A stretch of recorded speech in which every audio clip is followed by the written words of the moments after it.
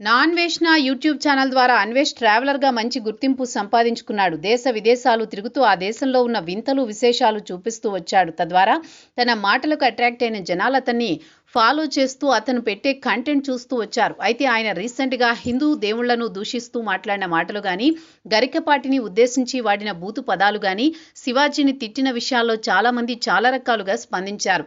ముఖ్యంగా హిందూ దేవుళ్లను తిట్టడం పైన హిందువులు తమ మనోభావాలు దెబ్బతిన్నాయంటూ అతని మీద కేసులు ఫైల్ చేశారు. మొత్తానికైతే అన్వేష్ను విమర్శించని వారు లేరు. తన పట్టుకోవడానికి తెలుగు రాష్ట్రాలు పోలీసులు తీవ్రంగా ప్రయత్నం చేస్తున్నారు.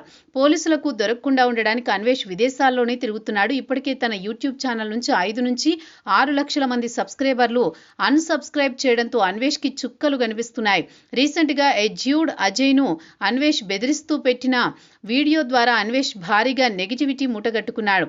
అన్వేష్ మీద దాదాపు 30 కేసుల వరకు నమోదు చేశారు. అన్వేష్ ఇండియాకు రావాలంటే ముందుగా అతని YouTube channel ID, Insta ID దొరికితే అది సాధ్యమవుతుందని పోలీసులు దానికోసం తీవ్రమైన ప్రయత్నాలైతే చేస్తున్నారు. ఏది ఏమైనా కూడా ఇంకో 10 రోజుల్లో అన్వేష్ కు సంబంధించిన ఛానల్స్ ఐడిని పట్టుకుని అతన్ని ఇండియాకి రప్పిస్తామని హైదరాబాద్ పోలీసులు చాలా తీవ్రమైన కసరత్తులు చేస్తున్నారు.